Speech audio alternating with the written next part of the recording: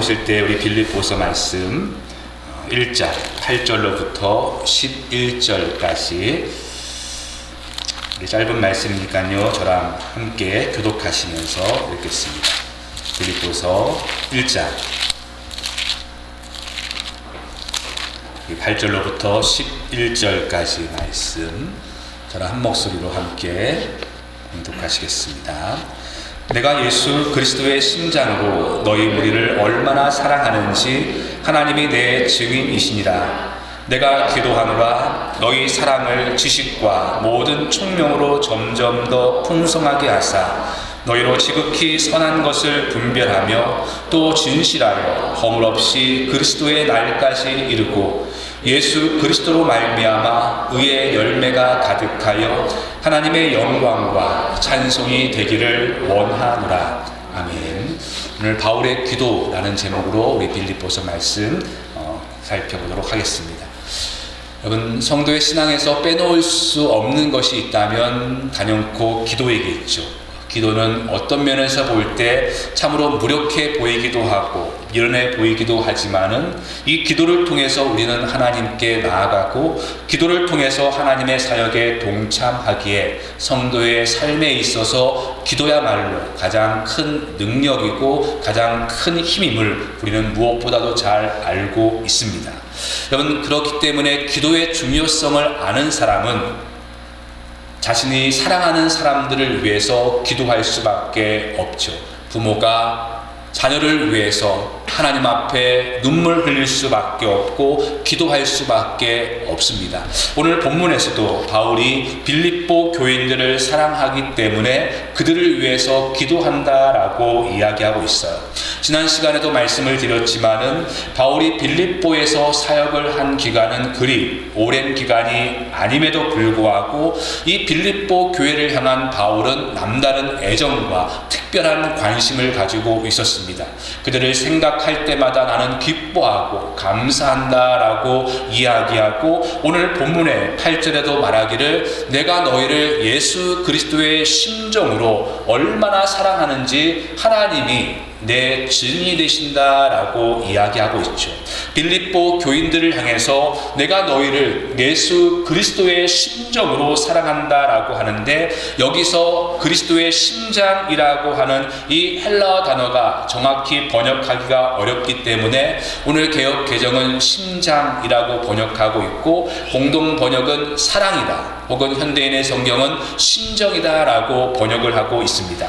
어떻든지 간에 여기서 말하는 예수 그리스도의 심장, 예수 그리스도의 그 사랑으로 그 마음의 심정으로 라고 표현하고 있는 것은 바울의 감정적인 표현일 것이에요. 바울이 빌립보 교회를 향한 그 마음의 상태가 정말로 끓어오르는 마음의 상태가 너희를 정말로 뜨겁게 사랑한다라고 그렇게 밝히고 있는 것이죠. 여러분, 바울은 빌립보 감옥에 갇혀 있습니다. 이 갇혀 있다는 소식을 빌립보 교인들이 듣고 감옥에서 필요한 물건과 그리고 얼마의 돈을 모아서 에바브로 디도편으로 전달하기로 하였어요. 그래서 그 물건을 가지고 또한 물질을 가지고 에바브로 디도가 로마 감옥에 도착하고 바울과 함께 있는 동안에 이 에바브로 디도편으로 바울은 빌립보 교회의 여러 가지의 상황을 듣게 되어집니다. 빌립보 교회 안에 여러 가지의 어려움이 있다는 소식을 듣게 되어지죠. 교회 안에 분쟁이 있다는 소식도 듣게 되어지고 교회 안에 이상한 사람들이 들어와서 교회를 혼란스럽게 만들고 있다는 이야기도 듣게 되어집니다.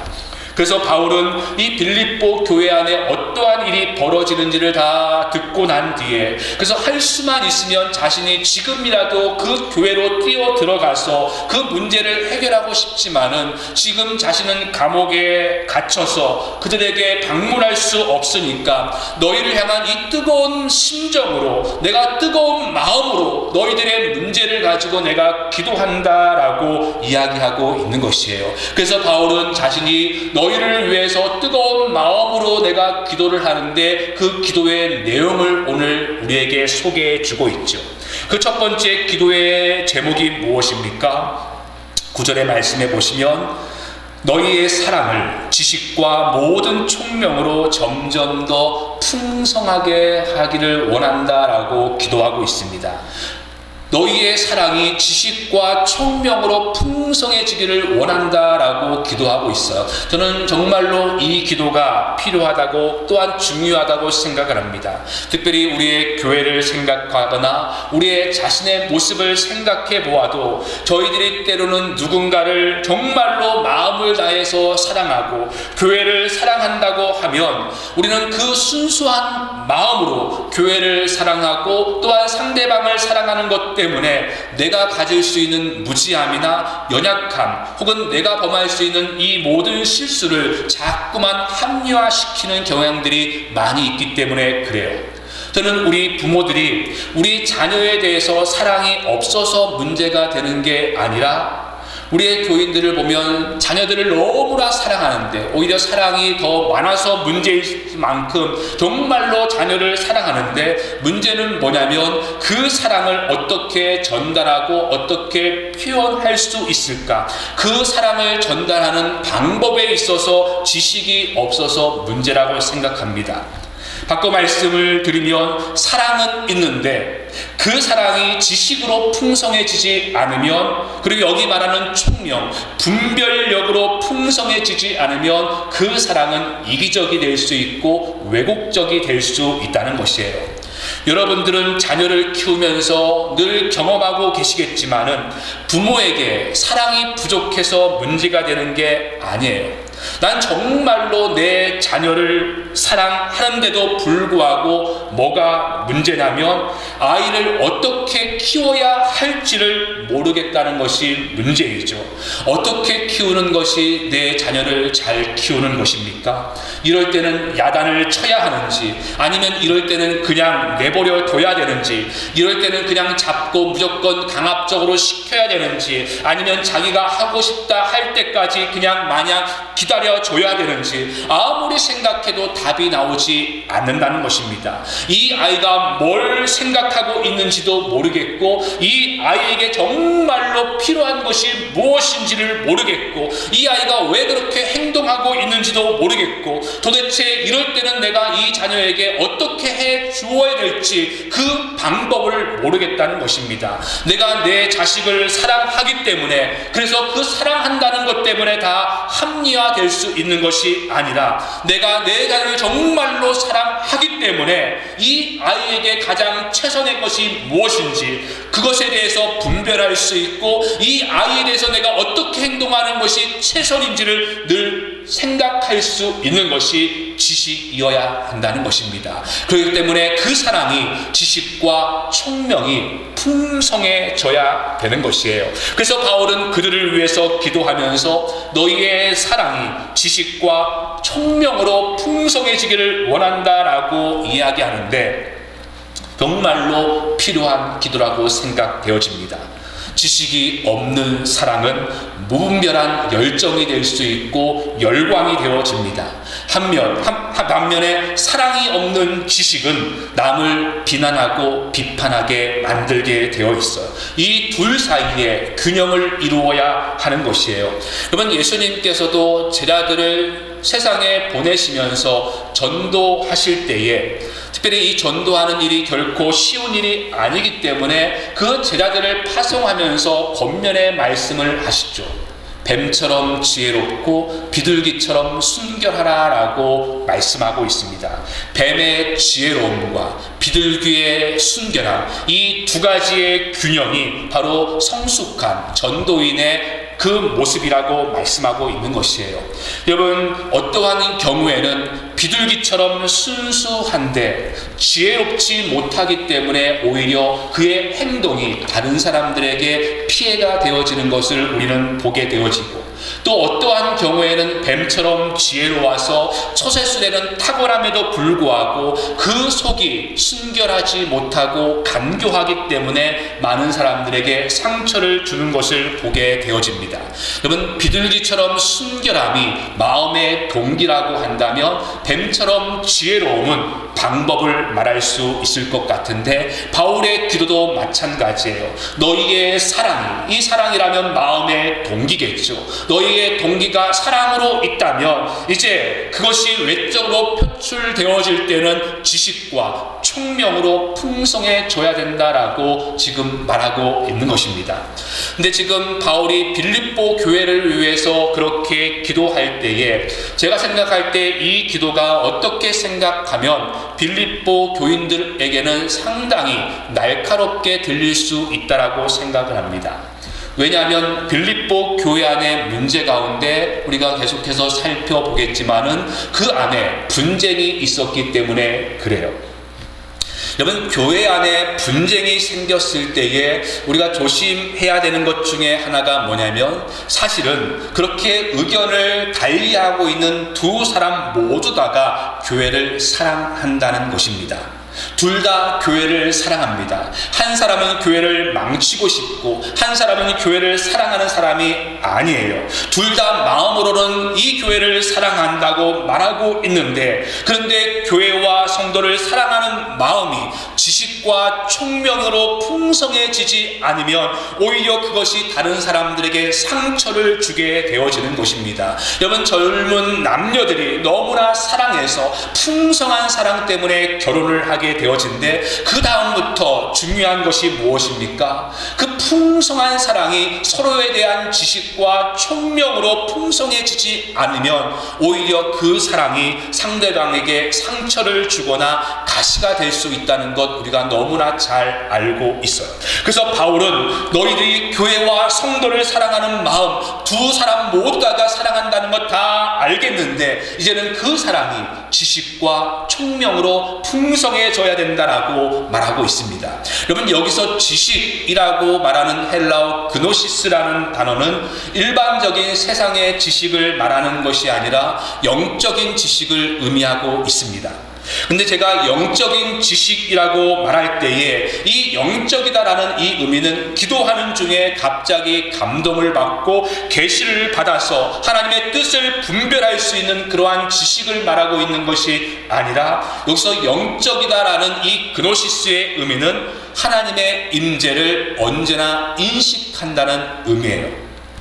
우리가 하나님의 임재를 인정하고 우리의 믿음의 고백이 하나님은 전능하시고 하나님은 살아 역사하셔서 내 모든 삶의 원인이고 이유이며 목적이 된다고 고백을 한다면 그 바로 하나님의 임재와 하나님에 대한 신앙 고백의 근거에서 내가 고민하고 생각하는 그 모든 것이 바로 그노시스, 영적인 지식이라는 것입니다. 그러니까 영적이다라는 이 말은 일상적인 삶을 떠나서 어떠한 초자연적인 계시나 기도하는 중에 뭔가 떠오르는 영감을 말하고 있는 것이 아니라 내가 그냥 눈에 보이는 것들이 아니라 언제나 모든 행동과 말과 생각 앞에서 하나님의 임재를 인식하고 하나님께서 정말로 내가 어떻게 행동하시는 것을 원하실까, 하나님이 기뻐하시는 것이 무엇일까를 마땅히 생각하며 살아가는 것이 지식이라는 의미입니다. 여러분, 교회 안에 다툼과 분쟁이 생길 때에 그래서 의견을 달리해서 서로에 대해서 불편한 마음을 가지고 있을 때에 이 둘 다 교회를 사랑하고 또한 하나님을 사랑하지만은 그래서 자신들이 하는 것을 다 합리화하게 되어집니다. 내가 교회를 사랑한다, 내가 이만큼 사랑한다라고 그렇게 합리화하고 있지만은 그 속에 항상 가져야 되는 마음은 그 고민과 행동들이 하나님 앞에서 정말로 이것이 올바를까, 내가 이렇게 행동하고 이렇게 판단하고 이렇게 말하는 것이 하나님께서 원하시는 일일까, 하나님을 의식하며 행동해야 된다는 것입니다. 똑같이 밥을 먹고 있지만은 그 밥을 먹으면서도 하나님의 뜻과 하나님의 의식과 하나님의 원하심에 대한 강한 의지를 가지고 밥을 먹는다면 그것이 바로 영적인 행위라는 것이에요. 그리고 총명이라는 이 단어는 분별력이죠. 그래서 10절에 기록한 대로 지극히 선한 것을 분별하는, 즉 우리가 늘 하나님을 인식하면서 하나님 앞에서 무엇을 원하실까를 고민하고 하나님께서 나에게 원하시는 것들이 무엇일까를 깊이 생각하면서 하나님의 뜻을 분별하는 것이 총명이라는 것입니다. 근데 여러분, 우리가 일단 교회 안에 분쟁이 생기게 되어지고 서로의 다툼이 생기게 되어지면 우리는 정말로 그 사람을 사랑해서, 교회를 사랑해서, 하나님을 사랑해서라고 말을 하는데 그 말과 행동 속에 주님 앞에 서는 지식이 없다는 것입니다. 그렇게 말과 행동을 하면서도 주님이 나에게 원하시는 것이 무엇인가에 대한 인식은 전혀 없고 내 감정과 내 생각과 내 판단대로 결정해 버리는 것이죠. 그러면서 하는 말이, 나는 주님을 사랑해서 이렇게 행했고 내가 정말로 내 마음에는 교회를 사랑하고 저 사람을 내가 사랑한다라고 그렇게 말을 하는데, 우리는 그 사랑이라는 이름으로 모든 것들을 합리화하지만은 지식과 총명이 없는 사랑은 다른 사람에게 상처만 줄 뿐이라는 것입니다. 그래서 오늘 바울은 사랑에 지식이 풍성해지기를 원한다라고 이야기하고 있어요. 모든 상황 속에서 우리가 정직하게 하나님 앞에서 하나님께서 정말로 무엇을 나에게 원하시는지, 하나님이 나에게 원하시는 일들이 무엇인지를 깊이 물어야 되는 것이에요. 하나님이 정말로 내가 혈기 가운데 분노하는 것을 지금 원하시고 계실까? 하나님께서 지금 내가 저 사람을 저렇게 대하는 것에 대해서 기뻐하고 계실까? 하나님은 내가 이 사람들을 그렇게 험하게 대하고 다른 사람에게 원수를 갚으려는 네 마음을 하나님께서는 정말로 기뻐하실까? 그것들을 하나님 앞에서 진지하게 고민하고 그 말씀 앞에서 하나님이 원하시는 뜻을 분별하며 자기의 그 의지와 생각을 굴복하고 애쓰는 모습이 바로 지식의 풍성함을 이루어가는 삶인 것이죠. 그래서 10절에서 그 모습을 가리켜서 바울은 이렇게 표현합니다. 진실하여 허물 없이 그리스도의 날까지 이르고. 여러분, 진실하여 허물이 없다라는 이 말의 의미는 우리의 행동에 어떠한 잘못이 없다는 의미를 말하고 있는 것이 아니라 바로 우리의 마음에 그 동기를 의미하고 있죠.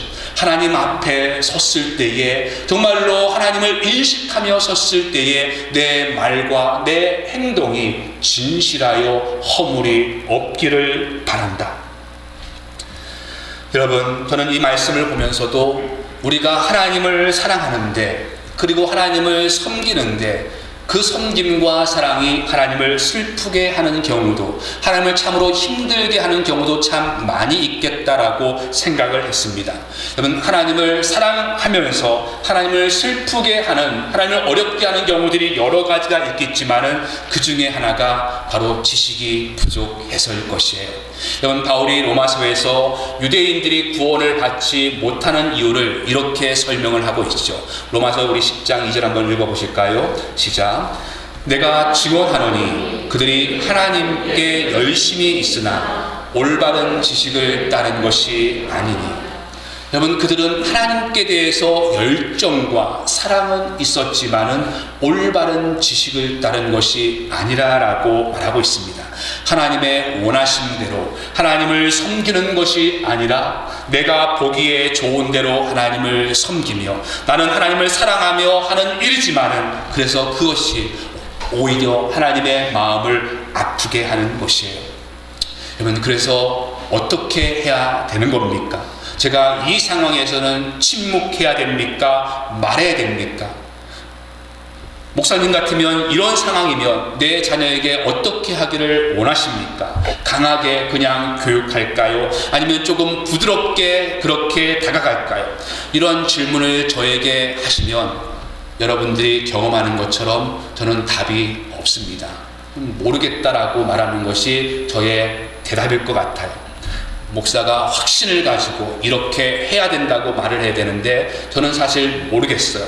근데 저는 답이 없음에도 불구하고 제가 여러분들에게 말씀드리고 싶은 것은, 우리가 하나님 앞에서 우리의 부족함을 하나님을 인정하면서, 그래서 모든 상황 속에서 하나님을 인식하고 기도하기를, 하나님, 제가 제 자녀를 사랑하고 제가 교회를 사랑하고 제가 성도를 사랑하는데 지식으로 넓어지기를 원합니다. 총명으로 넓어지기를 원합니다. 하나님의 뜻을 분별하여 주옵시고 내가 하는 모든 일과 행동이 하나님의 기쁨이 되게 행동하고 판단하고 결정하게 해 주십시오. 그렇게 기도하라고 말할 뿐이에요. 여러분, 교회와 성도와 하나님을 사랑함이, 또한 여러분들이 자녀를 사랑함이 지식과 총명으로 넓어지게 되기를 간절히 소망합니다. 여러분, 그리고 다음으로 하는 기도의 제목을 보면 11절에 이렇게 이야기하죠.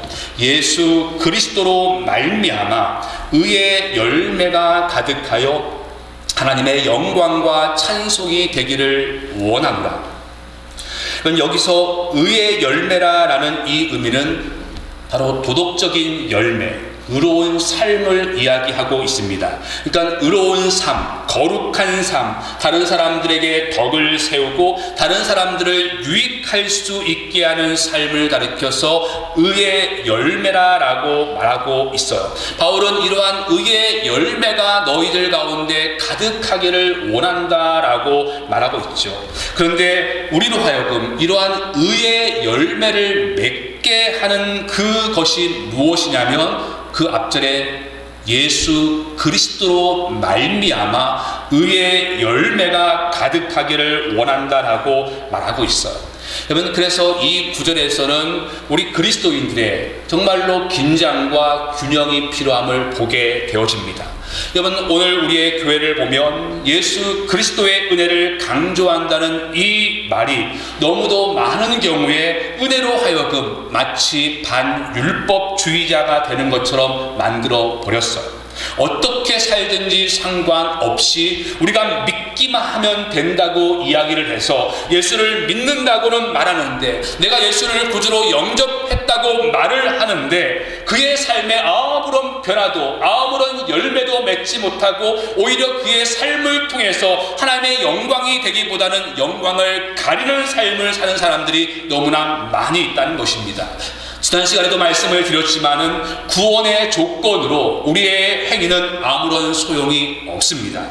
행위로 구원받는 것 아니에요. 행위로 구원받을 사람 이 세상에 아무도 없습니다. 그런데 그 사람이 정말로 구원을 받았고 그 마음의 중심에 예수 그리스도를 나의 주님이라고 믿는 믿음의 고백이 진실함을, 그 진실함을 무엇으로 나타낼 수 있냐면 우리의 행동으로 나타내 보일 수 있는 것입니다. 우리의 행동을 통해서 우리의 믿음의 진실성을 확인시켜 줄 수 있는 것이에요. 그래서 은혜밖에는 없습니다. 은혜밖에는 없습니다라고 말을 할 때에 이 진정한 의미는 그 은혜가 사람을 해이하게 만드는 것이 아니라 오히려 그 사람을 긴장하게 만들어야 되는 것이죠.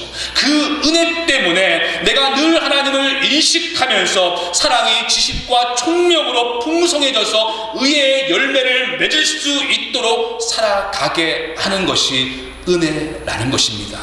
은혜는 우리를 결코 해이하게 만들지 않아요. 은혜로 구원을 받았다고 말하고 믿음으로 구원을 받았다고 말해서 우리가 아무렇게나 살 수 없다는 것입니다.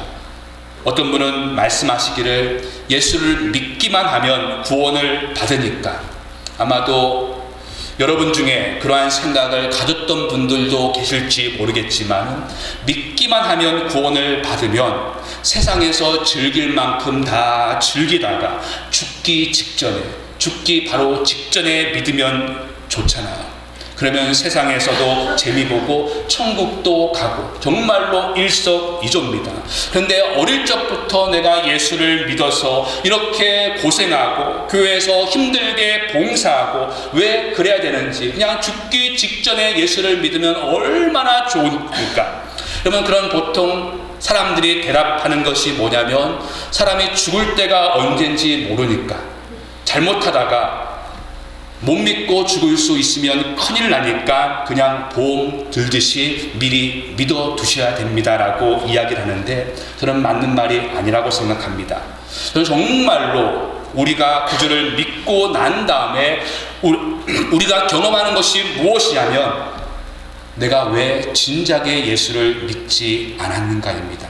나중에 예수를 구주로 영접한 사람들의 고백을 보면 내가 왜 진작에 예수를 믿지 않았을까? 왜요? 그 속에 참된 기쁨이 있고 그 속에 참된 즐거움이 있고 그 속에 참된 가치가 있기 때문에. 그래서 바울이 나중에 빌립보서에서 고백하고 있지만은 내가 유익하던 것을 그리스도로 위하여 다 해로 여김은 내 주 그리스도 예수를 아는 지식이 가장 고상하기 때문이라 라고 말하고 있어요. 그 속에 진정한 기쁨과 가치가 있기 때문에 예수를 믿은 사람들은 왜 내가 진작에 예수를 믿지 않았을까가 진실된 대답이라는 것입니다. 그게 은혜이죠.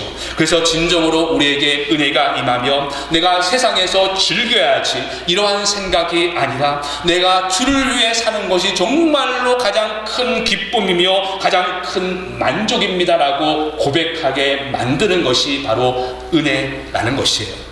근데 동시에 우리가 의의 열매를 믿기 위해 살아가는데 그럼에도 불구하고 우리가 율법주의자들과 또한 교만에 빠지지 않기 위해서 이 의의 열매를 맺게 하신 분은 오직 예수 그리스도입니다라고 고백해야 된다는 것입니다. 내가 이렇게 의의 열매를 맺을 수 있는 것도, 내가 선한 일을 할 수 있는 것도 내가 남들보다 더 열심히 있고 내가 남들보다 더 헌신했기 때문에, 그래서 그렇게 하지 못하는 사람들을 비난하고 판단하고 정죄하지 않고 이 모든 것이 바로 은혜 때문에 이렇습니다. 예수 그리스도로 말미암아 이러한 일을 할 수 있습니다. 그렇기 때문에 저는 이 둘 사이에 긴장이 있다고 생각이 되어져요.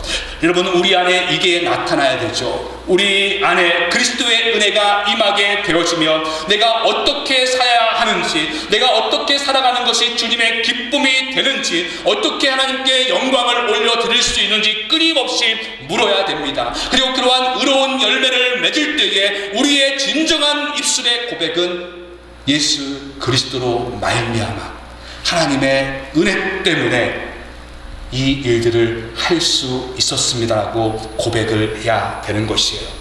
근데 요즘에 교회를 보면 이 긴장을 놓치고 너무나 한쪽으로 치우치며 신앙생활하는 사람들이 너무나 많이 있어요.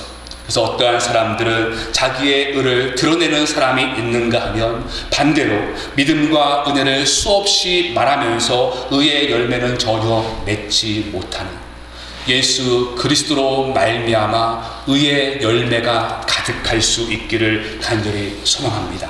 그리고 마지막으로 이렇게 행할 때에 11절에 보시면 하나님의 영광과 찬송이 되기를 원하노라 라고 말하고 있어요. 여러분, 하나님의 영광과 찬송이 되는 삶, 우리가 어떻게 하나님께 영광과 찬송이 될 수 있을까? 우리가 은혜에 감격해서 하나님께 영광을 돌릴 수 있겠지만은 하나 생각해 볼 수 있는 것은 오늘 이 시대에 우리의 교회를 생각해 볼 때에 정말로 하나님 앞에 영광이 되어지는 것은 산상수훈에서 우리 주님께서 하셨던 말씀인 것 같습니다.